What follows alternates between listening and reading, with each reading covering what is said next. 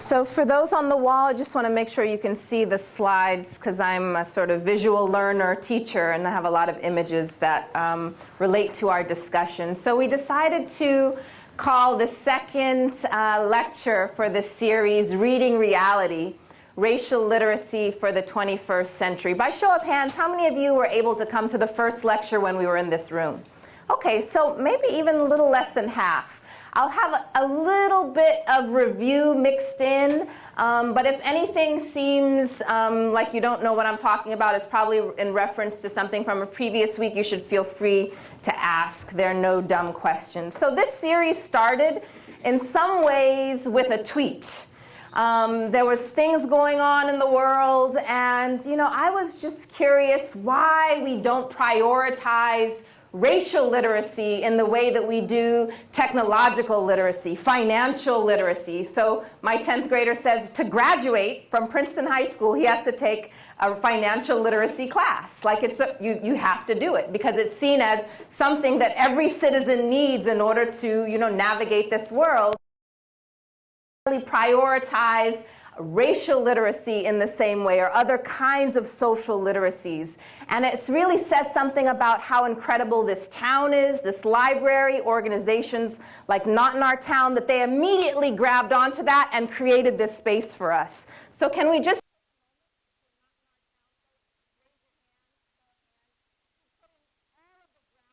to get us all in this room, including the public library. Let's give them a hand. The Garden Theater. We have sponsorship from the National Endowment for the Humanities that's also supporting this endeavor. And so this really is a collective effort.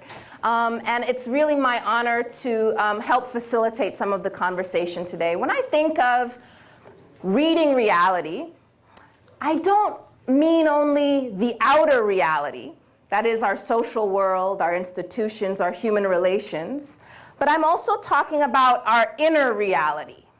So racial literacy has both to do with a keener understanding of how our outer world is put together, but also becoming more sensitive and more incisive about what's going on in here. Because our inner and outer realities produce one another. They are in interaction. What we think and feel in here often manifests out there. And I'm going to give you a lot of examples of how our collective racial illiteracy produces all kinds of distortions in the world.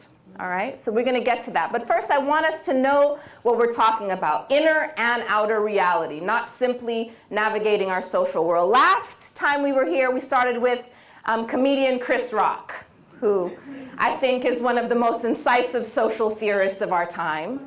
Another one, who's one of my sheroes, is Professor Emeritus Princeton Toni Morrison, one of my favorite thinkers and writers. So I want to start with some of her words to get us going. Our future is ripe, outrageously rich in its possibilities. Yet, unleashing the glory of that future will require difficult labor, and some may be so frightened of its birth, they will refuse to abandon their nostalgia for the womb. Let's pause on that for a minute, because she does not mince words. Nostalgia for the womb and difficult labor. When you think of that phrase, nostalgia for the womb, what kinds of things come to mind? What kinds of feelings? What kinds of adjectives? Anyone? Call it out. Yes. Safety. Innocence. Fear. Attachment. Say that again. Cramped. But the amazing thing is the baby doesn't feel that, right? That's the comfort zone. And hence the crying and the squealing, when we know it's a birth, right? We know there's a big, wide world out here, but for the baby, it's a kind of death, right? That pain associated with the baby's dying to the womb means that it's coming alive to this big, amazing world out here where so much love is waiting for it. Many of us approach our lives with a nostalgia for the womb. When it comes to race, certainly we want to feel comfortable. We want to feel safe. We even have this word, safe space, right? And in many ways, what we want to try to create together is a brave space, a place where we can actually take risks together, right? And not be so frightened that we cramp ourselves, both intellectually and emotionally, and thereby refusing to be born. When you think of this word difficult labor, you know, what it's going to take for us to have not just a conversation about race, but to actually take some meaningful actions around this in our individual lives, in terms of transforming our institutions, it's not going to feel good all the time, friends, right? It's not going to feel good. And so when you feel that dis-ease, I would ask you to welcome that as a sign of being reborn together, right? In terms of the new kinds of relationships we want to create, all right? And so we ended 2 weeks ago in this room, we ended with a picture of our homegirls in Rio, right? And this feeling, all of the feelings that this conjures, we all called out words about what this group reflects, right? All kinds of positive adjectives. And I referred to this one tweet. Someone said that this represents what America can be, right? And what often gets hidden when we celebrate these kinds of pictures of, say, race unity is the difficult labor it took for them to get there, right? The grit, the hard work, the sacrifice, the hours in the gym, skipping friends, hanging out with friends, all of the pain. I talked about how when Michael Phelps got out of the pool the last time, he could barely walk. He had all of those, I can never remember, you know what I'm talking about. What are they? The cups all over his body, because he went through it in order to achieve what he did. And similarly, we have to expect that of ourselves. We have to expect a lot of difficult work, labor, grit. So reading reality takes work. It's going to be laborious, all right? But let's start simple, okay? Before we get to the more complex kinds of readings of racism, let's start with our ABCs. What is this in the middle here? If you're just passing by, you're not thinking too deeply, what is that? 13. You guys are too smart for me. It's a B. Thank you for following along. A B, but you're right. It takes very little to change what that fundamentally is, right? We change what's around it, and it takes on a completely different meaning. So what changed in order to have our interpretation change? The context. The context changed, right? What was around it changed what it fundamentally was, right? So much of what we're going to be talking about in terms of reading reality is to come to grips with the more nuanced context in which racism operates, right? Too often we boil it down to individual sentiment, mean feelings, slurs, right?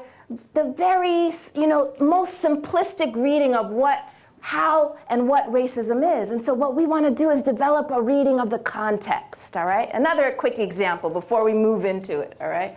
So if you had to tell me which one of these orange circles in the middle here is bigger, which one is bigger?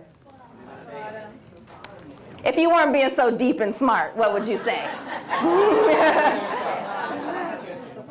All right. If you had to tell me which one of these lines was longer, what would you say?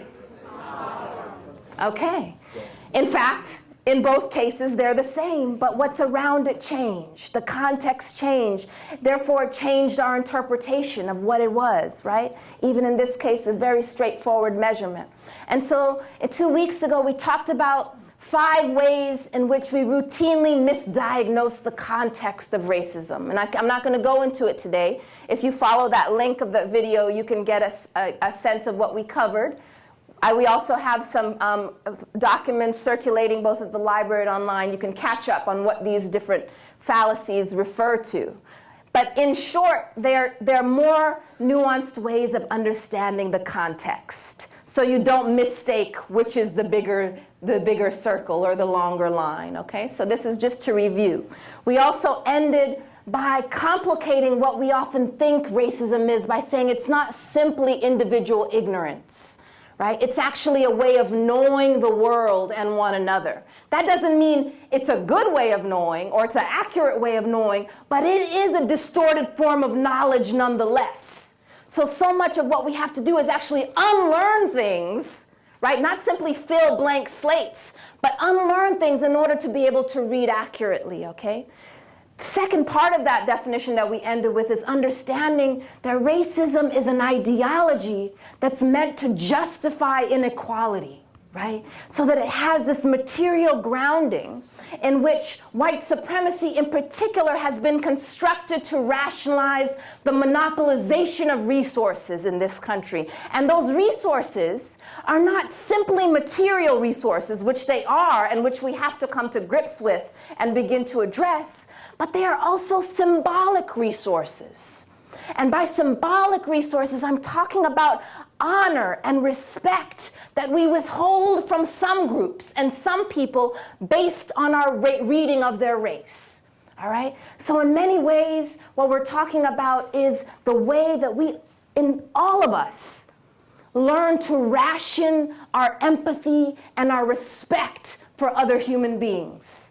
And so, whether explicitly or implicitly, we have categories in our mind about who is deserving of our respect and honor and who is undeserving. Now, I want to move from this abstract to concrete, because this idea of symbolic resources, it has very concrete material effects. These categories of deserving and undeserving actually shape our social policies, right? And shape the kinds of institutions that we invest in or fail to invest in. So when we're talking about symbolic, it's not airy-fairy kind of ideas. They then manifest in very concrete institutional policies, all right? Without saying anything, just in your mind, if you think about someone who is the recipient of government assistance, AKA welfare, AKA government aid, just picture that individual in your mind, all right? And say if you're not ready to read your own inner reality and conjure that picture, think about what is the popular narrative about who is the recipient of government assistance in this country, all right? Tesla. Often the narrative looks like this. Typically a black, poor woman, right? Okay? So that's often the image, the narrative that we are told and that we've come to believe, all right? And often this depiction also goes with some unstated judgments about her undeservedness for that assistance. In reality, the picture of individuals who receive the vast amount of government assistance in this country looks more like this. But this is not the narrative that we hold in our mind. And even if we did, somehow we would contort ourselves to believe in the deservedness of that individual, right? And so I just want to refer to one survey that was recently taken where 57% of Americans reported that they received no government assistance, no social government programs. All right? So you got to think about what that included. Excuse me? Over what period of time? Oh, we'll get to this. Just hold on a second. If you want sources for any of this, come see me afterwards. So when they were presented with 21 different policies, from Social Security to home mortgage interest deduction, 94% of those who initially did not identify themselves as recipients of government programs had benefited from at least one of that longer list of assistance. The average respondent had received 4. All right? And so partly what we want to think about is how the system that we're all navigating together, we're all in this fishbowl together, obscures the meaningful role of government in people's lives, most of which falls to my homeboy on the yacht. All right? But he is deserving of that. And also the government assistance that he receives is not stigmatized in the way that homegirls is. Okay? Deserving and undeserving. We ration our respect and our empathy. Another quick example. In your mind, reading your inner reality now for a moment. Picture a criminal. All right? If not your own picture, picture what you're fed is a criminal. Stereotypes are awesome, but only one of these is a convicted felon. Snoop Dogg and Martha Stewart. Now I'm going to give you a less humorous example. And we can come up with many, many, many. We have two individuals here. On your right, Shanisha Taylor, charged with felony child abuse. She left her 2 small children alone in the car when she was going inside of a building for an job interview. She was taken straight to jail while her children were put in child protective services. Okay? To your left, Robert Richard IV, unemployed heir to the DuPont family fortune, pled guilty to 4th-degree rape of his 3-year-old daughter. Judge put him on probation because she figured he would not fare well in prison. Many, many examples, friends. This lays bare the fact that this entire carceral apparatus is a form of racial and social control for some and not others. And that what you do is not simply manifested in what you get in terms of the kinds of punishment, all right? Deserving and undeserving. In this case, some are deserving of punishment for their misdeeds, and some are not, all right? So we have to think, how does our inner reality about the symbolic worth or lack thereof of some people manifest in our social policies, whether it have to do with crime and punishment, whether it have to do with education, whether it have to do with our economic policies, all right? And so what did I skip here? So the sum of this bit, context matters, right? So the ABC, the 12, 13, 14, MLK said, true compassion is more than flinging a coin to a beggar. It comes to see that an edifice which produces beggars needs restructuring. And we might, in fact, substitute for beggar an edifice that produces criminals, an edifice that produces whatever that category is, needs restructuring. Too often we locate the problem inside problem people and not look around us and see how we are all somehow involved and complicit. All right, so we're all in this together. We have 10 or so minutes before we want to do some small group discussion, so I'm going to try to get through some of this. What I want to suggest to you as part of that edifice are the narratives that we share, that we tell each other implicitly and implicitly. The narrative of our country, we talked a little about this last week when we talked about eugenics policy and the Nazi atrocities. Actually, the researchers, the scientists, they're learning from American doctors and scientists. That's not part of the narrative we tell ourselves. Similarly, with our founding ideals, one of the things I don't think many of us have come to grips with. Certainly I didn't until much later in life in grad school when I was started to read and listen more in terms of how these narratives don't find actual footing in the facts, is that partly what we have in terms of the founding of this country is extolling beautiful ideals, right? Liberty, justice, freedom, and at the same time holding a portion of this population in bondage, right? So how do we reconcile that, right? And the way that we reconcile it is through constructing an ideology that says, oh, don't worry, those ideals, they're true and good, but they don't apply to everybody, right? They don't apply to everybody because of this thing called race, right? And that you can actually sleep well at night. And so racism, friends, is not an aberration from an otherwise well-functioning society. It's precisely because we had such noble ideals and that we relied on a system of exploitation that we constructed modern race. Many other societies had slavery. Most other societies have status hierarchies. But in terms of the uniqueness of modern race in this country, it grows out of this irreconcilable difference, right? Between our ideals and our actual system of generating wealth, right? And so if we can think about racism as a justification for inequality, what it really tells us for today is unless we deal with the underlying inequality, we'll always have a need for racism.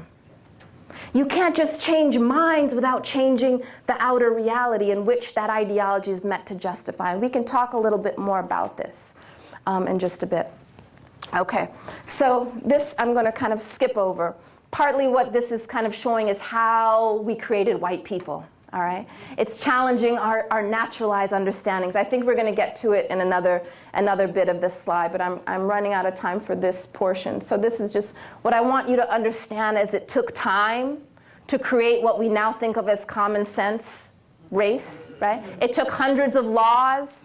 It took many form, custom, and law. So the take home from this is it took a long time, it took a lot of work to make these things seem natural.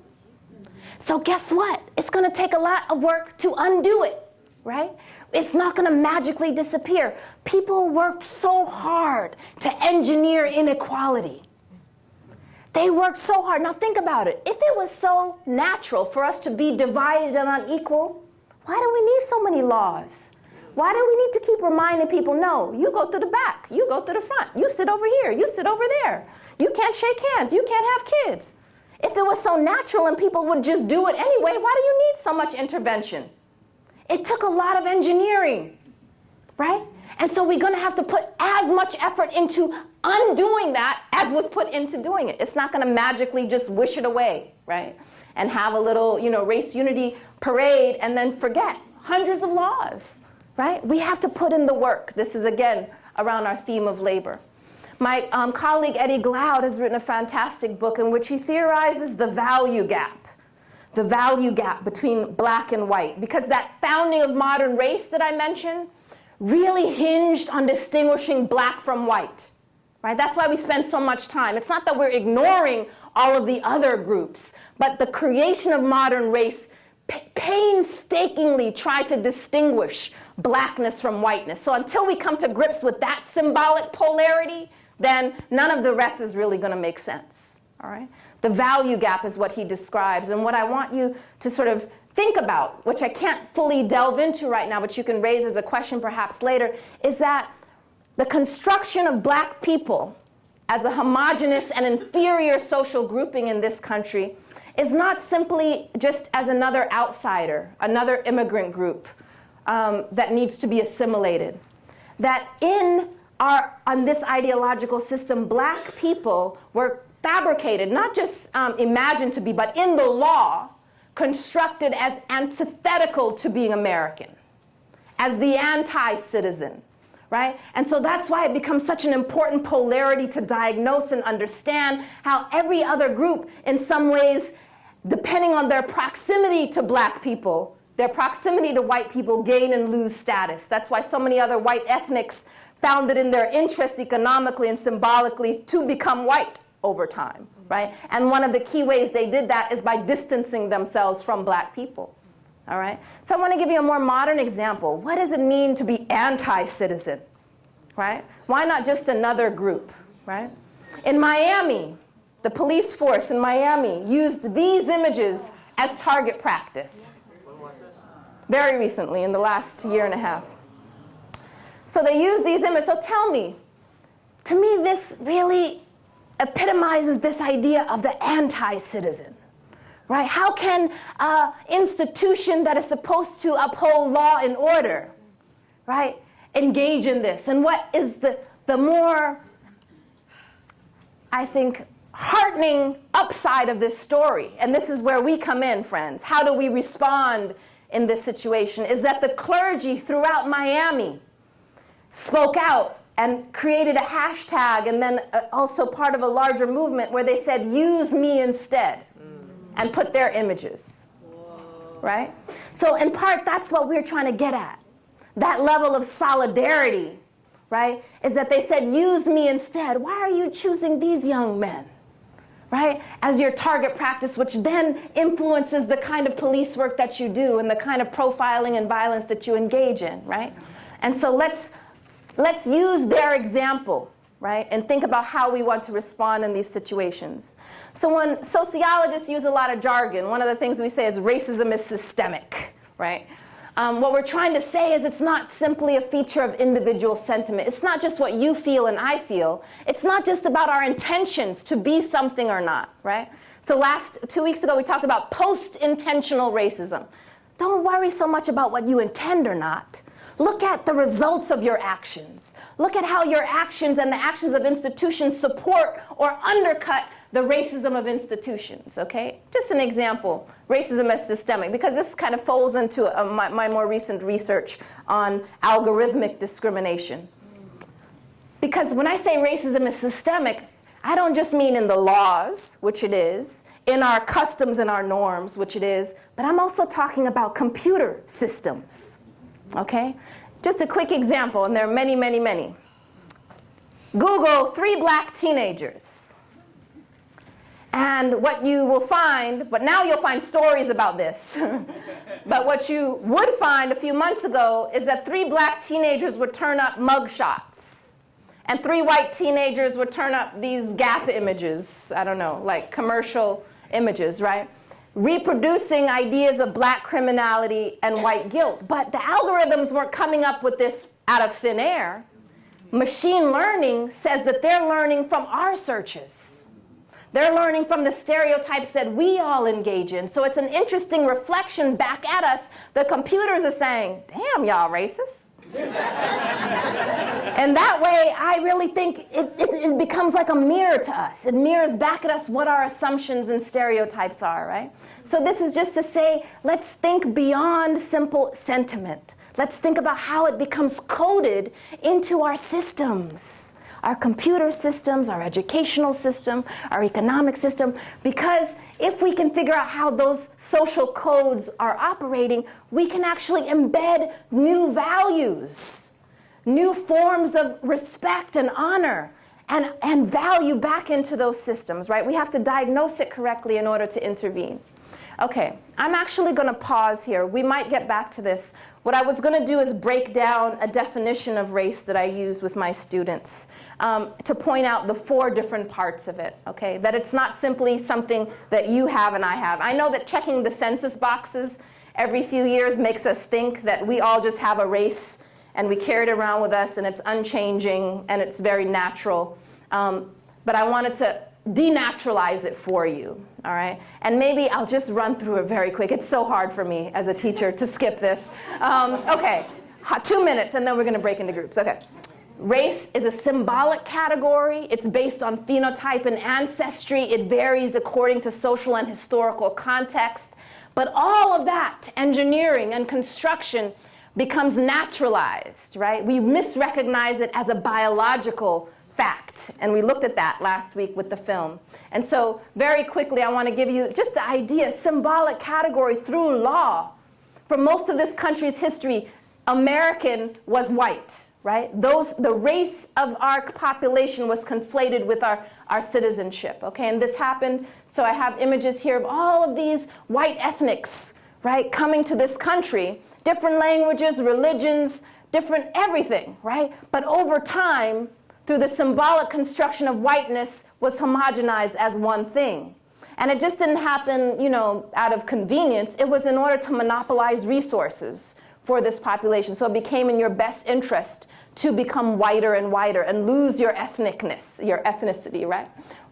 Second part, phenotype and ancestry. I wanted to give you some examples, what it looks like. That race is based on how you look, but also who your ancestors are, and those things don't always have to coexist, right? They can be, one can be drawn up or over the other. Susie Guillory Phipps, a Louisiana woman, she was trying to travel out of the country with her family, applied for a passport. For the passport, she needed a birth certificate, saw on her birth certificate, wait a minute, why am I listed as Negro on my birth certificate? Oh, because your great-great-great-great-grandmother was a Negro woman. right? She didn't know it. She said, wait, I've lived all my life as white. I went to white schools. I married white 3 times. Everything about her social relations were white, but because of the one-drop rule in this country and her ancestry, she was classified, and she lost the lawsuit. She sued the state and lost. And so many of our friends sitting around who identify as white, who are treated as white, in fact have African ancestry, right? But it is to your benefit, historically, to ignore that and to pass, right? On the other hand, we have a more contemporary example, Tiger Woods, right? Really wanted us to acknowledge his ancestry, right? Came up with a whole new word, said, call me Caucasian, right? Caucasian, black, and Asian. And we said, no, you black. So we trumped his ancestry and said, no, you look black, you ain't getting no cabs, you black.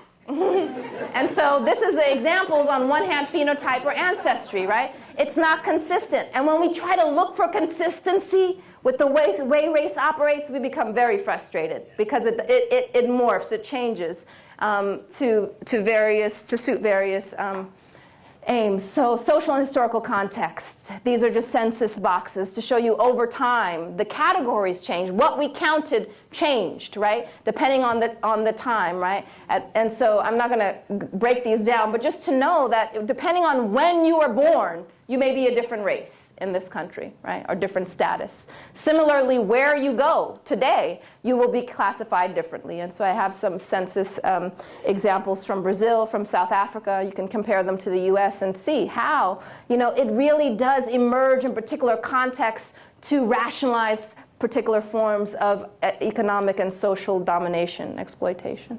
All right, last one, and this is my favorite because I spent a lot of time studying scientists and thinking about how things become naturalized. We measure, we prod, we measure, we prod. We are looking for evidence of race on the body. Think about why that is. Why do we need to find evidence of our difference on and in the body, right? It's because we're not quite sure about it, right? Because really we know that we are one human race, but we have this status hierarchy, we have this racial hierarchy, so we need confirmation. So we've measured and measured and measured. But we haven't just found differences and produced differences, we've actually wanted to rank them. So we want to associate them with IQ, we want to associate them with athletic prowess, with various forms of creativity. So what we find on the body becomes a symbol of something deeper about the nature of a people, all right?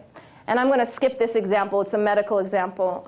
But just to show you how you study, how you frame research changes the results dramatically. If you just frame it in terms of US racial categories, what you think exists is one thing. When you look internationally, your understanding changes dramatically. And so we have to question, the headlines that we see every day telling us that various kinds of racial differences are inherent. They exist, but we have to ask ourselves why they exist. What is the social context? All right. We're going to move to our discussions. We have 2 sets of discussions that we're going to do with 3s in our seats, and then come back together and talk about them. We're going to watch a video called What Would You Do? Another What Would You Do video, and then I'm going to tell you a story that's in the news, and we're going to talk about that. Before I do, yes. So what we're going to do in these. We have a few guidelines, all right, for your small groups. And I've just asked the Not in Our Town friends to tell us what works in their conversations on race, which I really encourage everyone to engage in. So with your 3s or 4s, we ask you to respect privacy. What's said in this room stays in this room. We ask you to listen to one another's perspectives on these clips and stories with an open heart. I particularly have a pet peeve when one person talks the whole time or dominates a conversation. That gets under my skin. So be cognizant of how much time you're taking up. We want everyone to have a chance to talk. But we also don't, if you have something to say, have courage to say it. Speak up and respectfully. Don't interrupt one another. Don't attack one another. And we really ask you to speak from your own experience. I saw, I felt, I did, as opposed to making big, broad assumptions or claims around that. And so, yeah, we're going to, in just a second, before we actually show the video, we have a quick icebreaker. Should take only 2 or 3 minutes if you talk in your pairs. We ask you to think about a place where you feel most at home. not your actual house, and not just like a vague like Princeton or this town, but like the place where you feel happy and free, whether it is, for me, I love Muir Woods in Northern California. To me, it's like a fairyland. I love it. And so something like that where you just feel happy and free. So share that with your partner. There's 3 or 4 of you. Everyone just go around and share, and then we're going to come right back together, okay?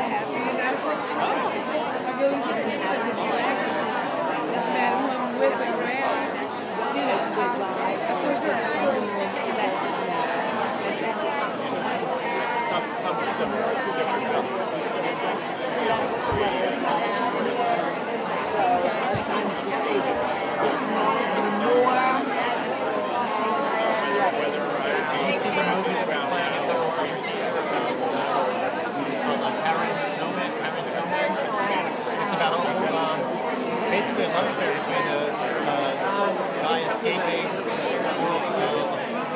World War II, and he saves that, slaughterhouse. It's a great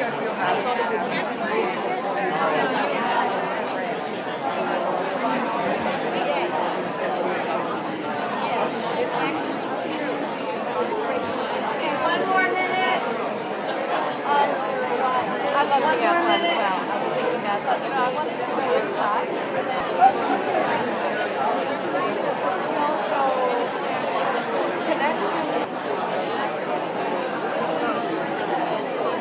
So everyone shared their happy place? Okay. Part of the reason we do that is to know what that is, to know what it feels like, and also to be able to move beyond it, to say, this is not going to be your happy place. Because often we want to stay in that womb, and we want to return to it, and if something shocks us out of that, then we get frustrated. So it's good to know what that is so that you can also be able to move beyond it and extend beyond it. So the rest of your conversation is not going to be your happy place, okay? All right, good. We're going to start with this video. And what we're going to ask you to do as you watch it is to think about what you would do in this situation, okay? And what skills or tools or dispositions you might need to do that.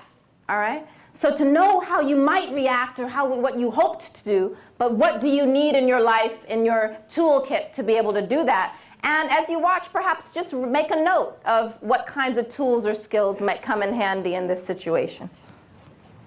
We have more cards if anybody needs cards.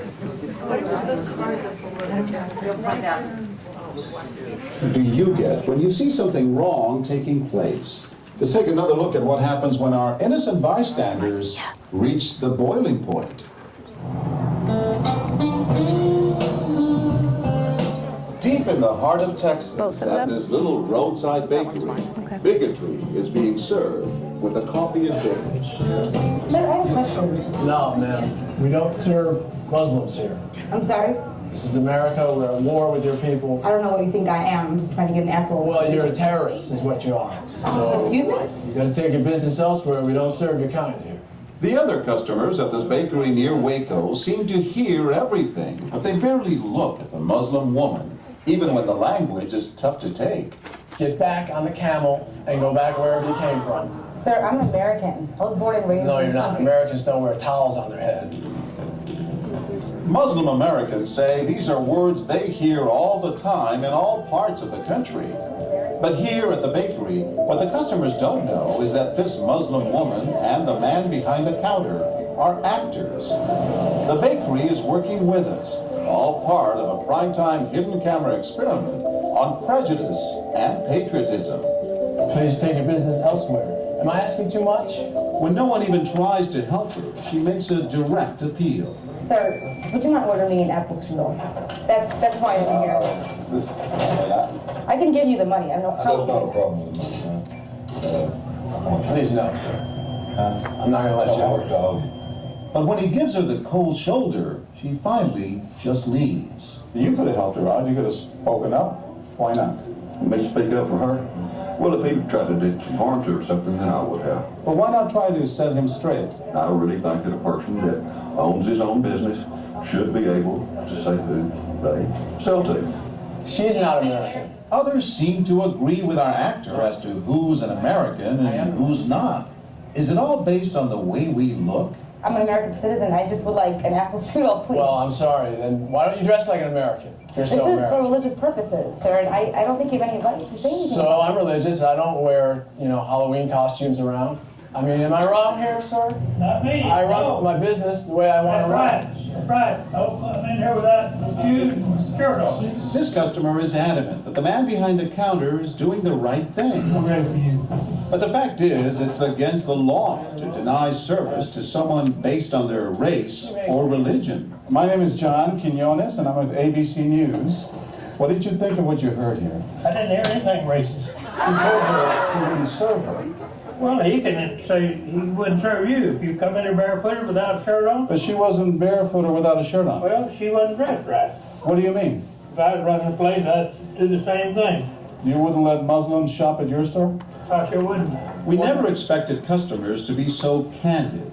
How do I know you don't have a bomb in there? Watch what happens this time when, once again, our Muslim woman is denied service This is not right.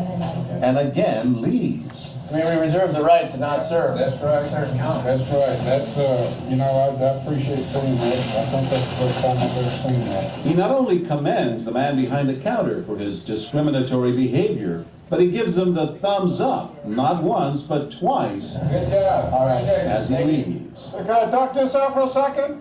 But when I approach, So we're with ABC News. there is no thumbs up for me. We staged a little experiment in there to see how people would react to that kind of attitude. You're not American. I am an American. That man took it a bit farther, telling me I'm not an American. He was threatened. Jack Dividio is a social psychologist at Yale University. So when we as Americans feel threatened from the outside, we're going to define ourselves in very rigid fashions. Either you're with me, and if you're not really one of me, then you must be somebody else who's against me. The young woman in our experiment is an actor. But for this woman, discrimination is all too real. Nahaya Javed helped us design our experiment. Although born in Chicago, she says she's constantly characterized by fellow Americans as the enemy. They always start off with, you're a terrorist, Osama lover, towel head, camel jockey, on and on. While attending college in Texas, she says she continually suffered verbal abuse and has even been physically attacked just because she's Muslim. They assume I'm not from here, and if I tell them I'm American, they're like, no, you're not. Just because you were born here doesn't make you American. And I'm like, so what makes you American? It's a daily battle. And I don't feel like living in America, I should have to fight this battle. Meanwhile, back at the bakery, our actor is at it again. But how do I know you're not a terrorist? Terrorists look like you. But this time the customers are sympathizing with the Muslim woman. Right, I know, but can you blame me? Yeah, I can't blame you, actually. Why? What's the problem? Hey, we'll get out of here. You need to go yourself, actually. What do you need to do? Okay, sir. Thank you, I'm a sir. good American, all right? We're at war with these people. My dad's a veteran. Go yourself. So is mine. And he's not the only one who walks out in anger. You need to stop segregating against people. It's wrong. Excuse me? She's an American No, just like you're a everybody bad American. Time and again, people speak out with their pocketbooks. You lost a couple of customers, just so you know. But look what happens when this man threatens to leave. You're not a good American, sir. I believe I am a good American. My son just came back from serving in the Army for over a year in Iraq, and that has nothing to do with her rights. I understand that. Thank you, sir. And I hear what you're saying. But I can't believe you would be so discriminatory. I'm deeply offended by that. I'm sorry to offend you, sir, but I've got to live with myself. Seething, the man vows to fight back. I will let people know this. I've stopped here every time I come by this place, and I'll never stop here again. Why did folks get so upset? They saw an injustice. It's justice that binds us together. It's justice that makes us a society. Any threat to that kind of sense of justice and fairness undermines the entire system. You're really not considering No, I'm not. Perhaps that's why more customers are outraged by our actors' hateful behavior than approve of it. You're not dressed like an American. But no one is more persistent than these two young women who can't believe what they're hearing. Take your jihad, take it back out to the parking lot. Excuse me?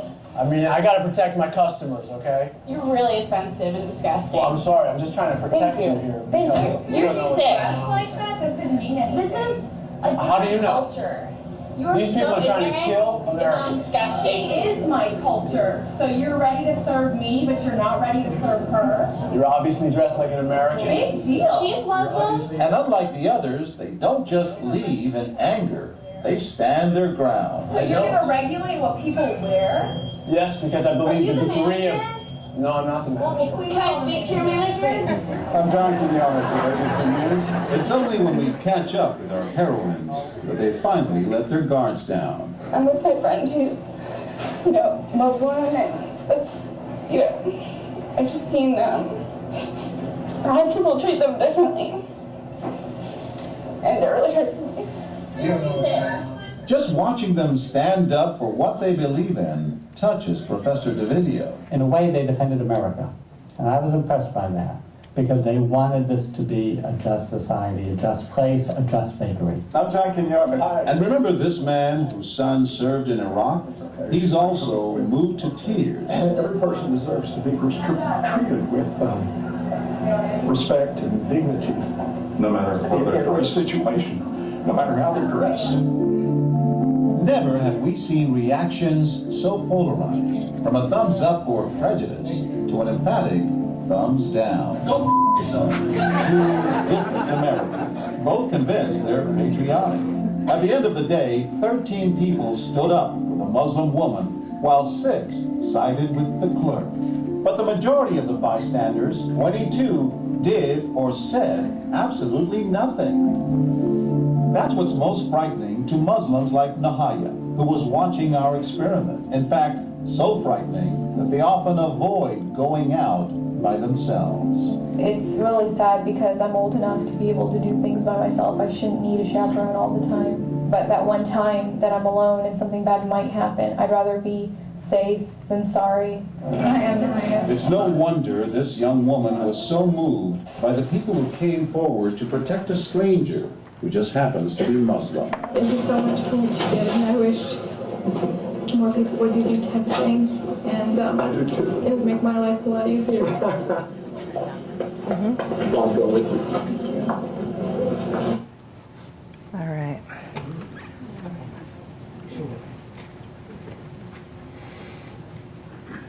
So in your groups, this is, no, I didn't, hold on. In your groups, we have 3. Takes a second. Can't hear you. Okay, I'll wait. Is it on? No. What if I talk in this? I know what the problem is. I'm sorry. Try again. Okay, make sure everyone in your group addresses the question of how you think you might react. What always strikes me in that is the vast majority of people did nothing, right? And so that's sort of indicative of, I think, broader trends in terms of how we often react in these situations.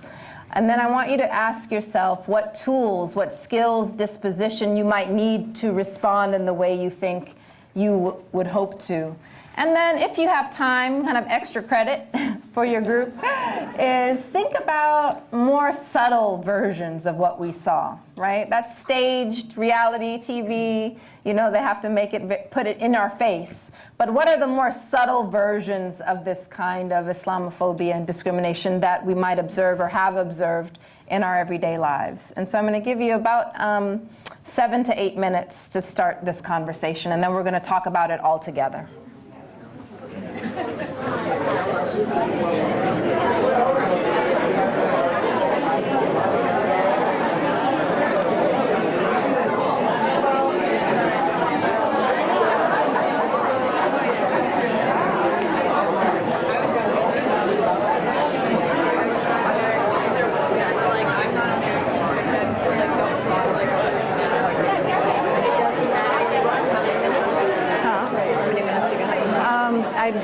start till 7:30, so I'll see. Yeah, then we'd be on schedule if we stopped at 7:30. I'll take a little bit of water. Yeah.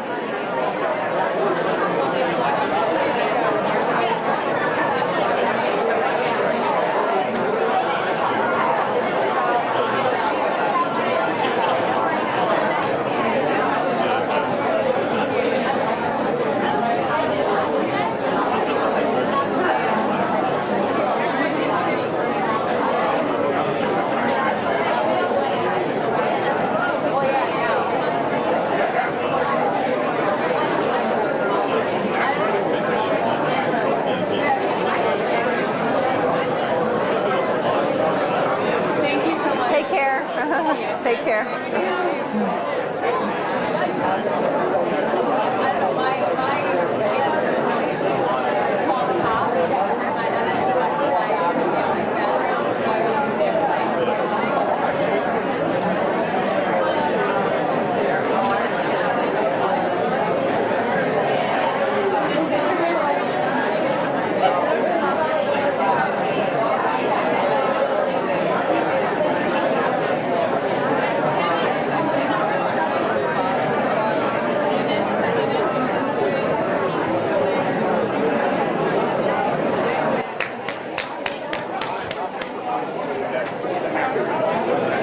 Let's come back together. It's great that you guys don't want to stop talking. It's fantastic. Let's spend a few minutes checking in about what you would do in this situation and what skills or tools or dispositions you would need to do it. You can report on your partner, what someone in your group said, or you can share what came to your mind. Let's get a few volunteers. Yes. And I'll try to repeat what's said, so you tell me. So, we talked about... Oh, unless we have the mic. Yeah. So we're going to spend a few minutes in this big group, then we're going to go to this a second scenario and talk about it in small groups. So, my partner and I talked about how it was interesting, it was interesting that a lot of people didn't speak up, but it was also somewhat relatable in some sense that some people might fear, to be honest, that they don't know this person who's being racist and, you know, what if they could beat me up? What if he's had, like, martial arts training or something? Like, you don't know, like, you never know. What if they have a gun? Exactly. So, I mean, if you're... So fear and your own safety is part of the equation, yeah? Okay. Anyone else want to add? We have one more in the front, then we'll go back.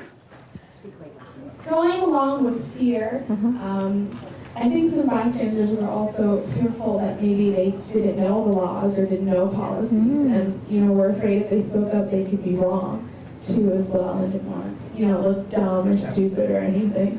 So the idea, maybe he does have a right to do that, right? And so it's interesting. I don't know if you all followed Colin Kaepernick's camp that he started this week, but the theme of the T-shirts was I know my rights, right? And so it wasn't just the legal rights, but it was a lot of other things that came into the mix. But so you all have projected what was probably motivating the people in the scenario. Now I want you to reflect on yourself. What might you do, and what would you need to do it? So let's push our reading now.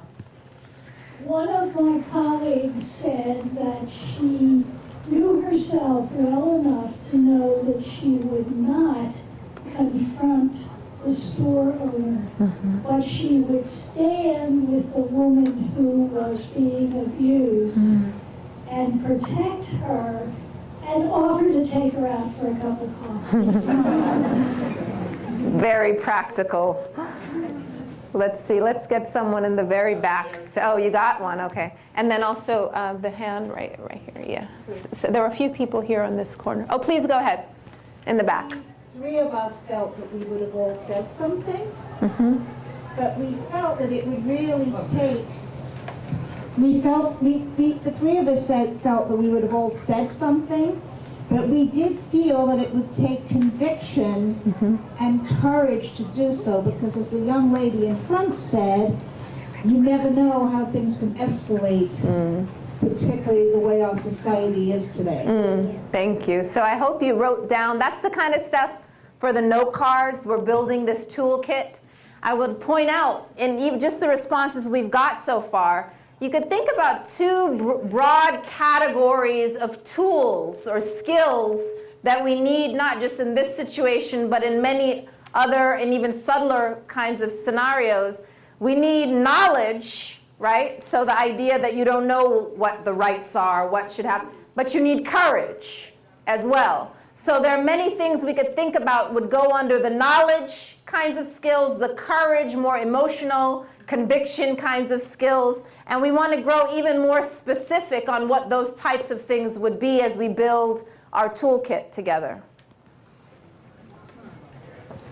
Yeah, with the red sweater. Yeah. Oh yes, whoever has a mic, go ahead, and then we'll get the mic to someone else. I thought of a couple things, but at the end I thought maybe I'd throw a little religion on him.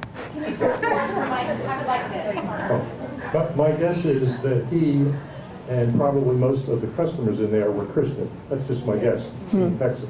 And I want to throw a little religion on him and say, do you know your religious tenet? And I go through the attitudes or the commandments or whatever, and just try to make a case in front of those people with that. All right, so that's a little mix of knowledge and courage. We might think some hybrid of that. Red sweater. So something we talked about in our group was the difference between kind of being like primed for an event when you spent on talking versus when you like go to the grocery store and you're late and you have 50 emails to respond to and something flies past you and you tense up. And so one of the tools that I found helpful is noticing that stress and finding a way to get out from under it. So when you notice yourself, I tense up. So wherever you feel stress, noticing it exists and finding a tool to get rid of it. So whether it's taking a breath or touching a totem sometimes helps me too, depending on what I've got with me. But yeah. So in the spirit of having a toolkit. Yeah, no, I love this one because it really does express how our inner states allow us or prevent us from doing things out in the world, right? That there's actually a cycle in which, depending on our inner reality, we are more or less a champion of justice and brave and courageous. And so we have to be aware of that. And I love the way that you express that. Do we have, okay, please. It's a simple one. Yes. I used to carry my phone. I would put the phone right in front of him. And you see a different dynamic once he saw I had this. So you would start recording him. We saw that, a little bit of that with the bicycle scenario, but in a very different context. All right, so we would record him perhaps. Yeah, so we said that we needed to practice as a tool. And we also thought that we needed empathy. Empathy for the person who's under attack and we might not identify as being part of that group or maybe even have a friend or a family member in that group. Yeah. But also empathy for the person who is the purveyor of racism or the discrimination. Because one of the things that seems to allow us to do this is just dehumanizing people. And that dehumanization allows us to get, really upset and angry and not be committed and tenacious. Yeah, so we don't want to become the thing which we hate, right, in terms of our reaction. So I remember Audre Lorde saying that, that we have to attack and address the oppressive structures, but we also have to root out that bit of the oppressor that's lodged deep within us, right? And so often we reflect and respond in ways that can be very symptomatic of the larger thing in which we hate. And so I think that's important. Let's get one more, and then we're going to go to the second scenario. I'm going to let you decide. Yeah. So it goes back to, I think, something you said a couple weeks ago about kind of taking that with you and bringing that experience out, to help educate others. Because I think you waste a lot of effort on that one person who's really not going to change. Yeah. So let's put in our toolkit to all become very good Yelp reviewers as well. All right, second scenario. We're going to build on this conversation. It's not a completely separate conversation. So for this one, this is something that was in the news this week. Some of you will recognize this picture. Many of you will not. But we're going to, I'm going to spend a couple minutes making sure everyone knows what this is about, and then we're going to talk about it in our small groups, okay? I'm going to put the text of what I'm reading up so you can join me in reading along. Can you scroll down as I read? Okay. So this was written by a student named Tiffany Martinez 5 days ago on her blog. She writes, as a McNair Fellow and student scholar, I've presented at national conferences in San Francisco, San Diego, and Miami. I have crafted a critical reflection piece that was published in a peer-reviewed journal managed by the Pell Institute for the Study of Higher Education and the Council for Opportunity in Education. I have consistently juggled at least 2 jobs and maintained the status of a full-time student and Dean's List recipient since my first year at Suffolk University. I have used this past summer to supervise a Teen Girls Empower program and craft a 30-page intensive research project funded by the federal government. As a first-generation college student, first-generation U.S. citizen, and aspiring professor, I have confronted a number of obstacles in order to earn every accomplishment and award I have accumulated. In the face of struggle, I have persevered and continuously produced content that is of high caliber. I name these accomplishments because I understand the vitality of credentials in a society where people like me are not set up to succeed. My last name and appearance immediately instills a set of biases before I have a chance to open my mouth. These stereotypes and generalizations forced on marginalized communities are at times debilitating and painful. As a minority in my classroom, I've continuously heard my peers and professors use language that both covertly and overtly oppresses the communities I belong to. Therefore, I do not always feel safe when I attempt to advocate for my people in these spaces. In the journey to become a successful student, I swallow the momentary pain from these interactions and set my emotions aside so I can function productively as a student. Today is different. At 8 o'clock this morning, I felt both disrespected and invalidated. For years, I have spent ample time dissecting the internalized racism that causes me to doubt myself, my abilities, and my aspirations. As a student in an institution extremely populated with high-income white counterparts, I have felt the bitter taste of not belonging. It took until I used my cloud of doubt and my sociological training to realize that my insecurities are rooted in the systems I navigate every day. I'm just as capable, if not more so, than those around me, and my accomplishments are earned.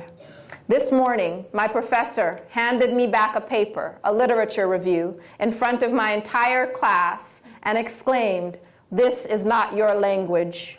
On top of the page, they wrote in blue ink, "Please go back and indicate where you cut and paste." The period was included. They assumed that the work I turned in was not my own. My professor did not ask me if it was my language. Instead, they immediately blamed me in front of my peers. On the second page, the professor circled the word hence and wrote in between the typed lines, "This is not your word."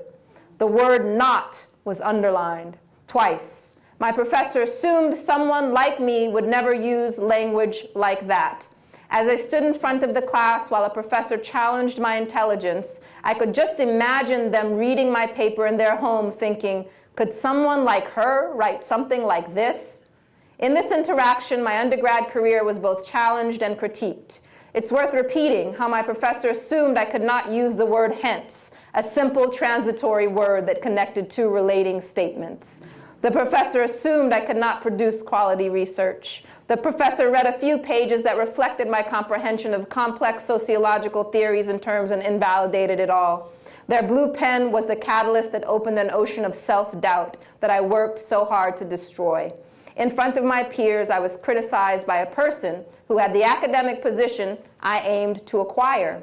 I am hurting because my professor assumed that the only way I could produce content as good as this was to cut and paste. I am hurting because for a brief moment I believed them. Instead of working on my English paper that is due tomorrow, I felt it crucial to reflect on the pain that I'm sick of swallowing. My work is a reflection of my growth in a society that sees me as the other. For too long, I have others assume I am weak, unintelligent, and incapable of my own success. Another element of this invalidation is that I sit here with teary eyes describing the distress I'm too familiar with. The professor has probably forgotten all about it. My heartache cannot be universally understood. Until it is, I have to continue to fight. At this moment, there are students who will never understand the desolation that allows an underlined knot. There are students who will be assumed capable without the need to list their credentials in the beginning of a reflective piece. How many degrees do I need for someone to believe I am an academic? At this moment, I'm in the process of advocating for myself to prove the merit of my content to people who will never understand what it's like to be someone like me. Some of you won't understand how every word that I used to describe this moment was diligently selected in a way that would properly reflect my intellect. I understand that no matter how hard I try or how well I write, these biases will continue to exist around me. I understand that my need to fight against these social norms is necessary. Last paragraph. In reality, I am tired and I am exhausted. On one hand, this experience solidifies my desire to keep going and earn a PhD. But on the other, it is a confirmation of how I always knew others saw me. I am so emotional about this paper because in the phrase, "This is not your word," I look down at a blue-inked reflection of how I see myself when I am most suspicious of my own success. The grade on my paper was not a letter, but 2 words, "needs work." And it's true. I'm going to graduate in May and enter a grad program that will probably not have many people who look like me. The entire field of academia is broken and erases the narratives of people like me. We all have work to do to fix the lack of diversity and understanding among marginalized communities. We all have work to do. Academia needs work. And it's titled, Academia, Love Me Back.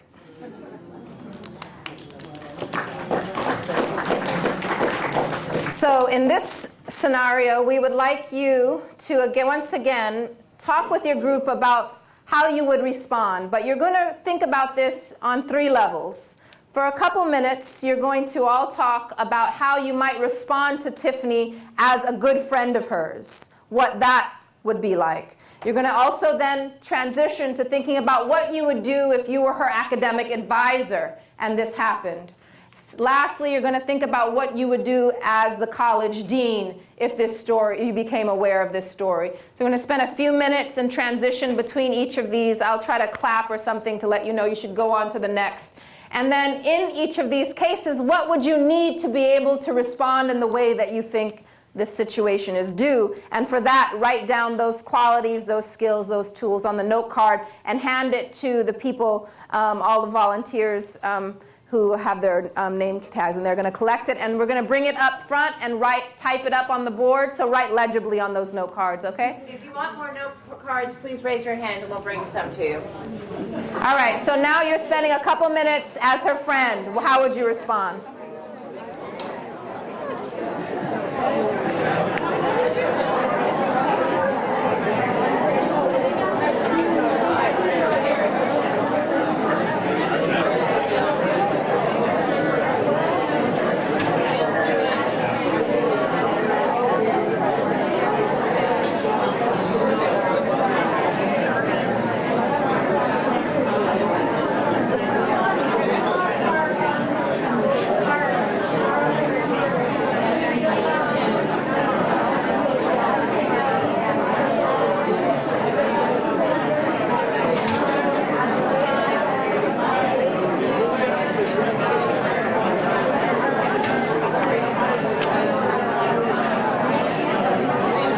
Want to start?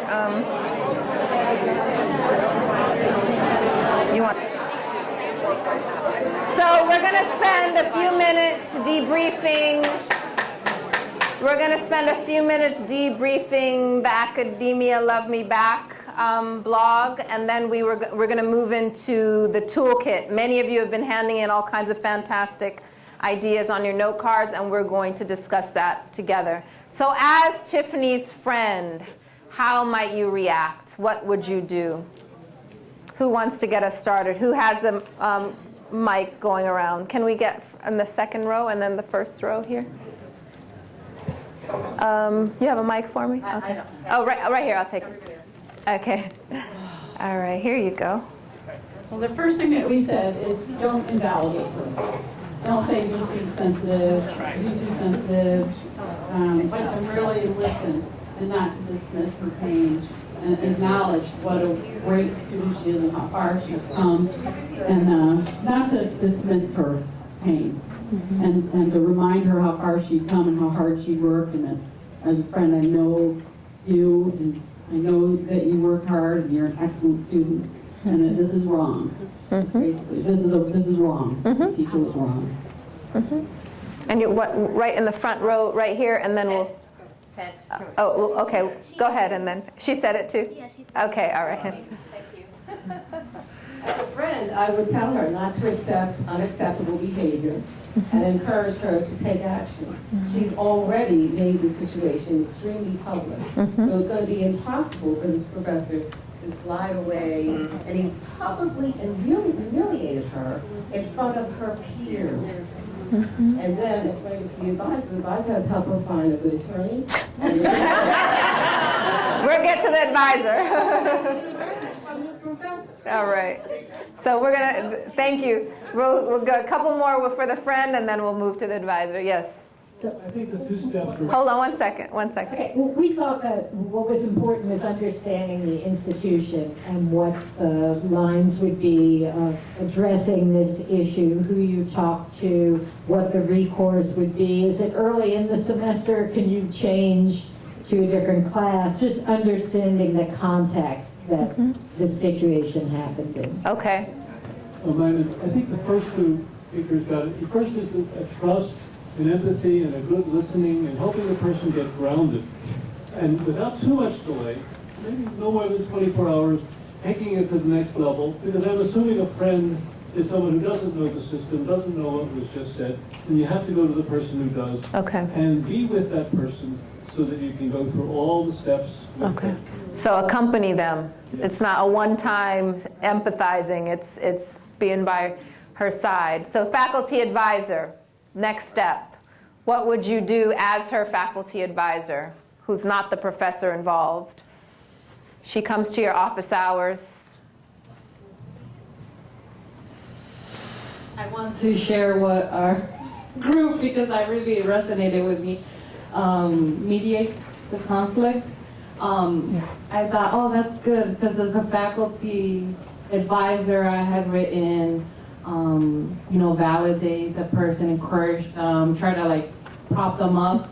And then I wrote, go to the president, with this person. But she put it more eloquently in terms of mediating the conflict, being with that student and figuring out what to do. Okay. Who wants to add? We have, and right in the front, similar, we have, thank you. Thank you.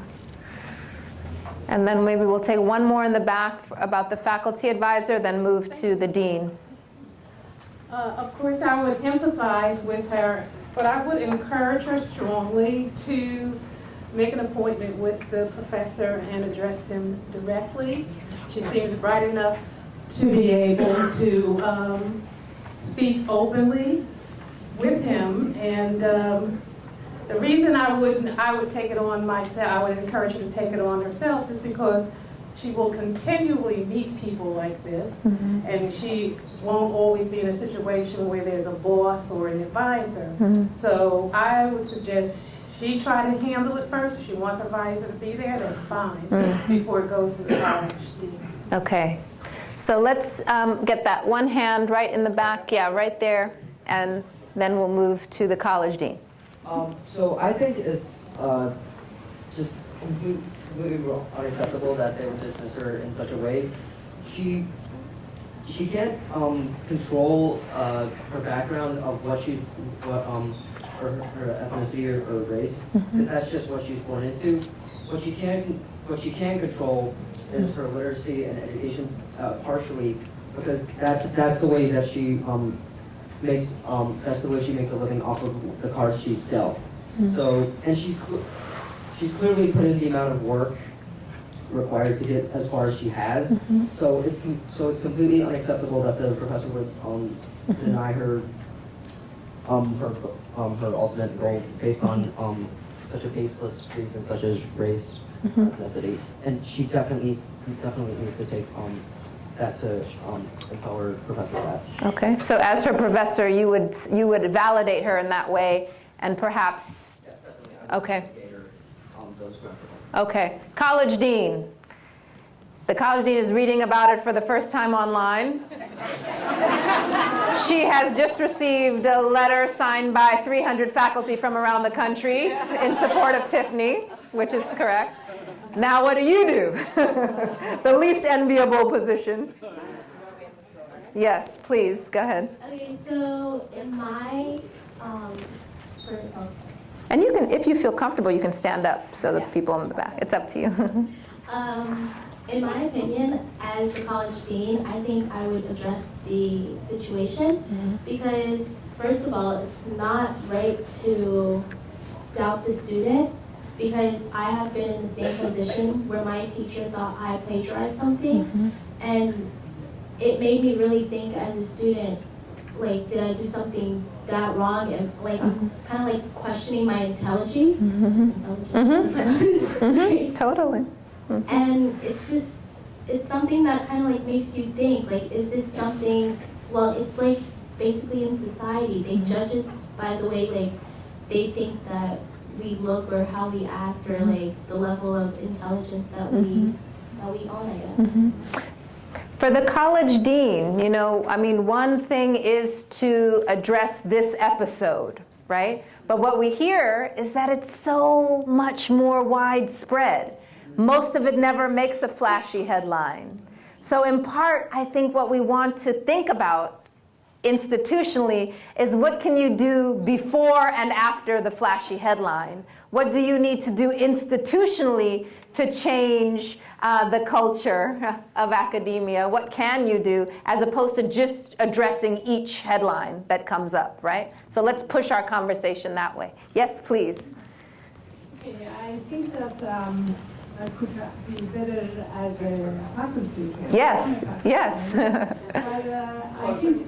I think as a dean, what I would do probably is to ask the professor to come to the office and talk to him or her, and also talk to, and get also the student to come and talk to her, and then have both of them be talking to each other.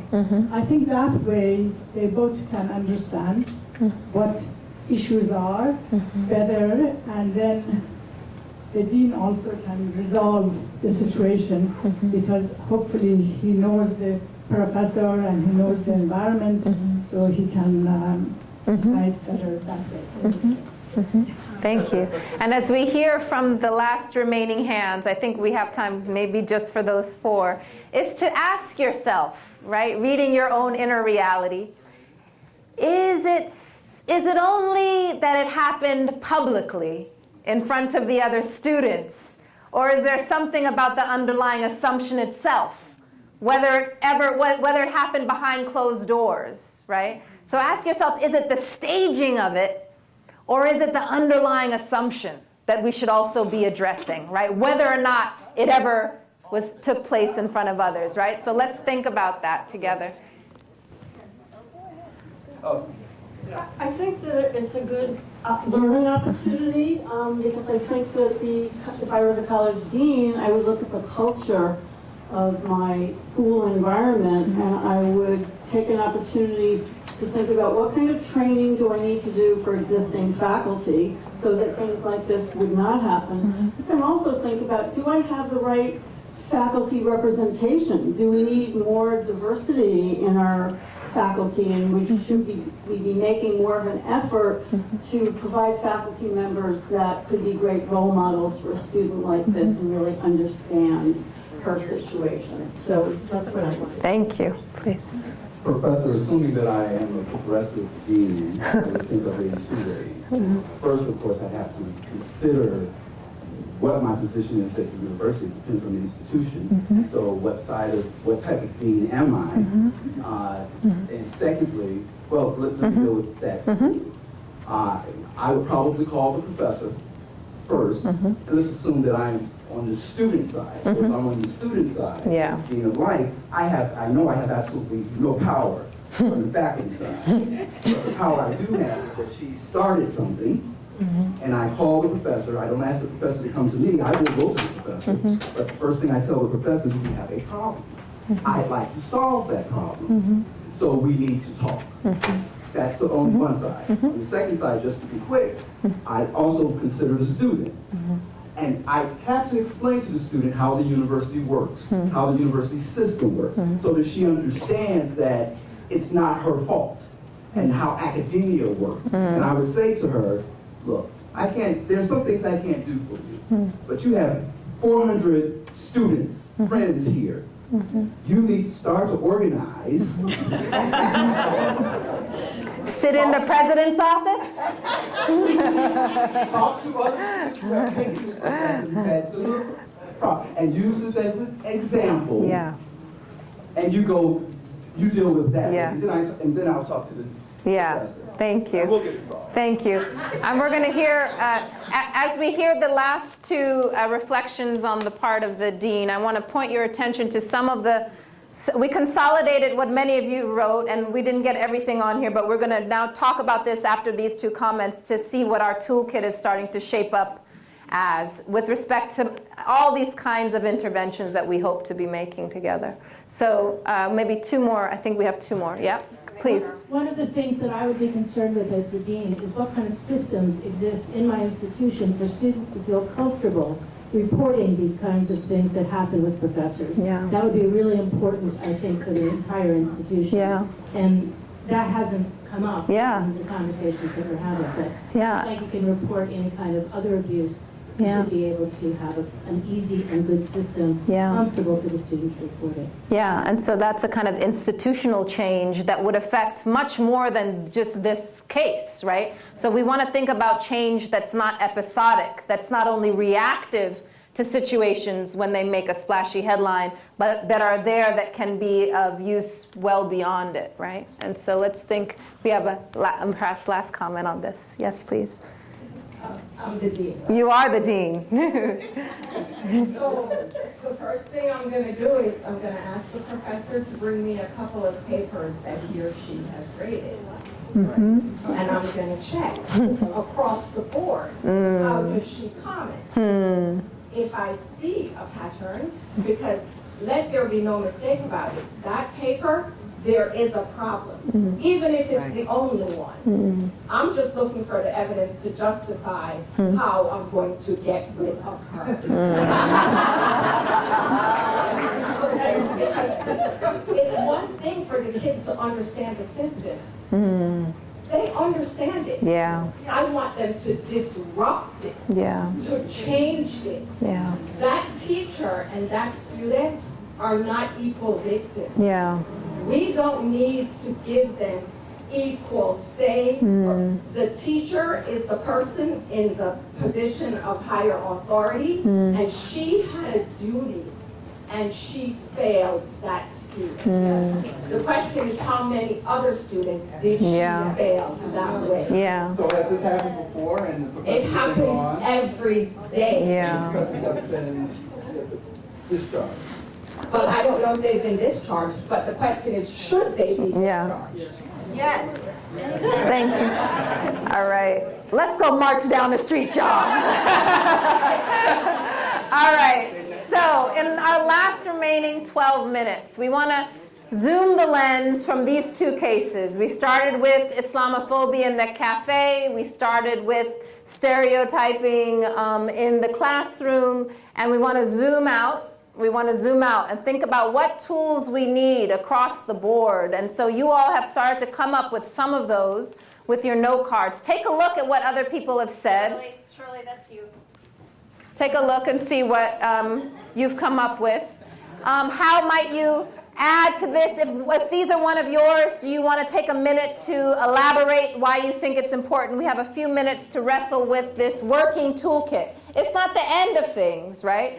It's not the end of things. This is to get us started, because I just found out while you all were talking that after our 2 more film segments at the theater, we're going to have a 6th week back together in this room on November 29th, where it's going to be, taking this toolkit as the starting point and seeing how we're going to put it into practice. So this conversation that we're just starting now, we're going to really elaborate on the 29th. That's the Tuesday after Thanksgiving. So please, we have a mic in the back. One of the, I think, most important weapons against discrimination, I think, is knowledge, and it's not on there. Because when you're fighting against someone who has been discriminating somebody, you're going to walk up to them and say, like, that's wrong, and they're going to say, why? If you don't know anything about that, you're just going to be stumped. So you need to, details and facts to support your cause. Yeah. And I do find, especially, with my students, is that there is a certain paralysis. They know intuitively, morally, things are wrong, but they do feel paralyzed that if they speak on that and are asked that why question, they won't know what to say. So it's that old adage, knowledge is power. You feel emboldened when you have the historical, the sociological knowledge to support you. But, and this is crucial, and what I tell them is that the facts alone will not save us, right? People know things, and they continue to act in ways that we would think are counter to that knowledge. And I would just give you one quick example of this. There was a study done both in San Francisco and New York, and they wanted to see, sort of survey how white folks were thinking about the carceral crisis that we are living through right now. And they presented them with facts about the carceral crisis. In California, they showed them all kinds of data that showed the disproportionate penalization of black and brown people in the prisons as a result of the 3 strikes law, as a result of sentencing laws. And people who were exposed to the facts, they were just as likely to vote in this hypothetical scenario against a reform that would begin to address it. So they had been exposed to the facts of the disparity, and they still did not support this reform. Similarly, in New York, they were presented with all of this information about the disproportionate effect of the stop and frisk practice on black youth, right? Showing how much more they're targeted and affected, and they were just not willing to support a reform that would begin to curb that. So knowledge is important, but we should understand that without the corollary kind of insights, the kind of moral outrage, the anger, the courage, that the knowledge alone, the facts alone are not enough. How to interpret those facts. The 12 and the 14 become very important, right? And so let's keep that in mind. We added knowledge, did we? Okay. But let's know that we need the knowledge and the courage together, right? We have any other thoughts about the toolkit? And are there other cards that we should be collecting? Just raise them. Oh. I got it. Do you? Anyone think something on here is not clear? Why it would be important to be a champion of justice, to intervene in these kinds of scenarios? Maybe we can get folks to explain their suggestions, please.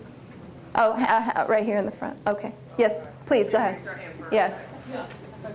Okay, no, I just wanted to say, I think the power of what, I think Tiffany was the girl's name. Mm-hmm. I mean, she used her voice, and you say spread the word, but I think it's also social media. Yeah, so whoever said spread the word or speak up. So it's you see the power of her words in the group right here. Right, and so, she sat down in her room and wrote that, and we're talking about it, however many days later in a room full of people. So I think we have to give sort of due respect for that. It's not just words that dissolve in the air. They inspire action, and that's what you're sharing with us.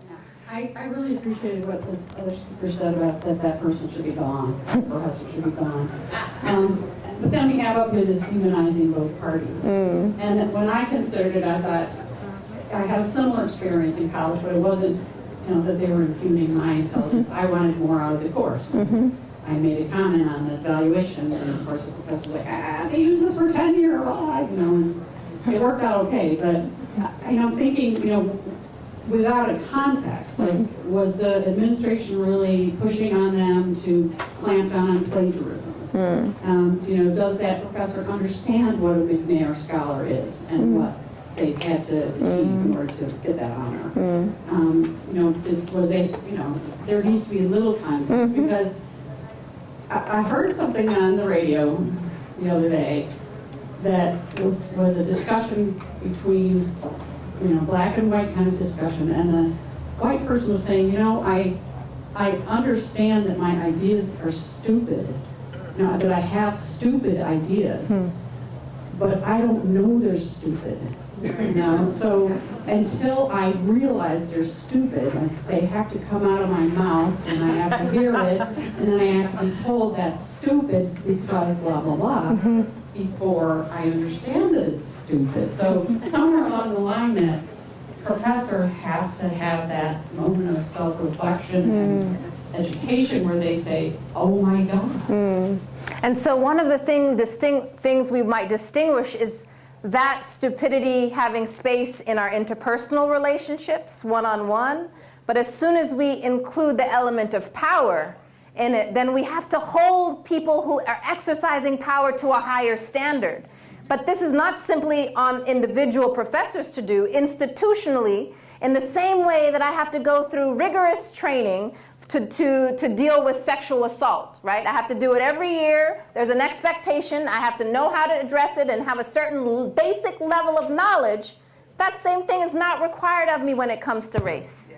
So institutionally, a priority has been set, coming from higher law, that says this is a basic requirement of someone in your position. And we don't do that with everything, right? And so I think we have to think about humanizing and sort of giving space for everyone to share where they're at in our interpersonal relationships, but we have to have higher standards when it comes to unequal power relations and what kinds of ignorance is allowed to persist and be acted upon in those situations. Yeah. So please don't quote me on this, but I read an article somewhere that newer generations of youth are gradually becoming more accepting and tolerant of people regardless of race, religion, ethnicity, etc.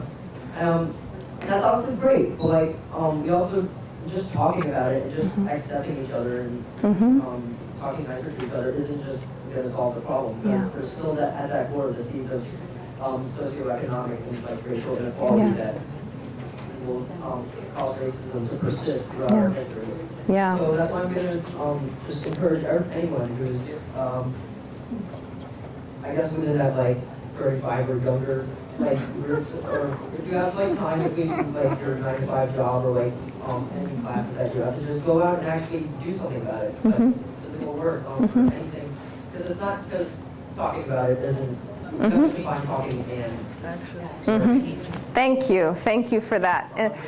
And certainly the second part of your reflection, that we can't just have nice feelings and talk about it. The first part, in fact, we're not aging out of this, friends. We're not. When I first started teaching this, I was like, yeah, maybe we just need a kind of, we'll just wait this thing out, But it's not happening. In fact, the first lecture, I provided a number of examples that showed how this proliferates online. That yes, social media is a conduit to speak back, but it also is a place, and we see it with younger and younger people who are internalizing the same assumptions and logics and forms of racism. So not addressing this directly is ensuring that we're reproducing the world that we inherit, right? It's ensuring it. So we have to tackle it, straight on. The younger folks are not less racist. No, in fact, it's a kind of the situation where you think that you are, but you really aren't, and that can be even more problematic than when you just know that you're a bigot, and that's a better place to start than thinking that you're like a Benetton generation. So we have time for maybe one or two more. For fear of plagiarizing the previous comment, I think what might be necessary for the toolkit, it goes along with compassion, which I assume is directed toward the victim in this case, is empathy, because that talks to that I don't know what I'm saying is incorrect or stupid.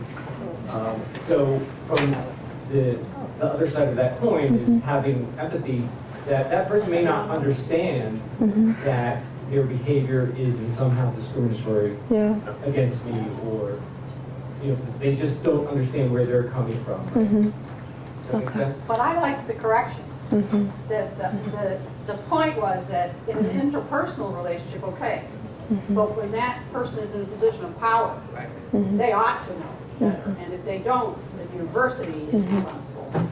Yeah, and I'm speaking on So I think in that position of power, right, I'd back off myself a little. I would say, yeah, they should have known better. Okay. All right, we have time for one more, please. Okay, maybe two. Go ahead. Sorry. And lots of this has now been touched on, but when I looked at the toolkit, I didn't see it explicitly stated, which was I think we need to recognize our own racism, recognize that we have been grown up steeped, right? Steeped racism, and we have to call it for what it is. But until we can all see it, and it's a daily battle, I will speak for myself personally, a daily battle every day to recognize those thoughts that come into my head, these assumptions that you make about other people. And as a heterosexual white female, I have it easy, right? And how people judge me. But I think we have to talk straight. And you talked about be honest, so this is part of it. Yeah. We have to just stop being so afraid about seeing it in ourselves. Yeah. Thank you. Reading your reality. Thank you. Can we hold the rest of this for next week? All right. So there's so much we didn't get to that we wanted to get to. We're going to let it simmer. I'll tell you a couple things that I really eventually want to get to, at least by November 29th. Two sort of C words that come up a lot in conversation of race that we haven't talked to, and that is the intersection with class. Often, one of the knee-jerk reactions is to say when someone says this is about race, no, it's about class. And we don't really, in terms of reading our reality, understand how the two have always operated together. How, in fact, choosing one or the other, that's a false dichotomy, right? So we have to, in learning, gaining the skills to put on those spectacles, we need to see how race and class operate together. And that is economic oppression and racial oppression working together. And then the other C word that we haven't really got to, that I really think we have to eventually get to, is the way in which culture and cultural differences is used to naturalize inequality and naturalize difference. So in a previous era where the dominant logic of difference and inequality was biology and was sort of genetics, that's still there. That hasn't fully gone away. And that was the way of naturalizing all of this and making it seem like it's just in us, right? But the much more prevalent way today is the use of cultural narratives, culture talk, as the way to make sense of difference. And it doesn't seem as racist because it's not biological, but it is. It is. And I want you to pay attention to, in headlines over the next few weeks before we come back together, pay attention to the way that cultural differences is used to make sense of inequality and disparities. Say, different rates of high school graduation, different ways of dealing with doctors, different norms in the workplace. Look at the way that cultural narratives and cultural tropes are woven throughout that to make sense of it and bring it back. We'll talk more about it. But culture is no more safe than biology when it comes to making sense of race. And we have to really come to grips with that. And I would say, if you want some place to start, look at the discussion around tiger moms and parenting and family. When people start talking about family as it relates to racial inequality and culture, the way that that operates, as an explanation for why people succeed and why they don't, deeply racist. We're going to talk about that together. To close, I want to leave you with this idea. We are living through twin processes. On the one hand, we see a crisis in terms of our institutions, that most people in the world can't look to hospitals for health, can't look to schools for education, can't look to politicians for competence, can't look to most of their institutions to do what they are meant to do. It's hard to believe, but only about 7% of the world's population actually, of college age, actually goes to college, right? 7%. Right? And so let's think about the crisis in our institutions as a disintegration process, right? Things are not working the way that they were designed to actually exacerbate inequality. But what often we can't see, and what we need to use our spectacles for, is a process of building things up. That all this history that I could trace for you, a very gloomy, deadly history of racial violence, racial inequality, the smaller history that has paralleled that always has been small groups of people working together to envision and build alternatives. It's never been the majority. It's never usually made the headlines, but there's a parallel history of people trying to build something different that's more just and more equal, right? That's what we're trying to do. We're trying to do the right hand of your screen, and we need tools to do it. We can't just do it through good intentions, right? And so let's think about what we can do in our everyday lives to contribute to this second process that we are inheriting, right? People have been doing it all along in the towns in which we live, that we are picking up now the tools and trying to carry that on. Every generation has to commit itself to this process, and we are part of that. So I'll see you next week. All right. I won't see you next Tuesday because we will either be falling down or building ourselves up. I will see you next Monday at the Garden Theater for the second film. Next Monday, and then we go back to Tuesdays. Okay. Thanks. I'm going to put this slide up. Yeah, great. Yes. Hi. I've actually met you. Yeah.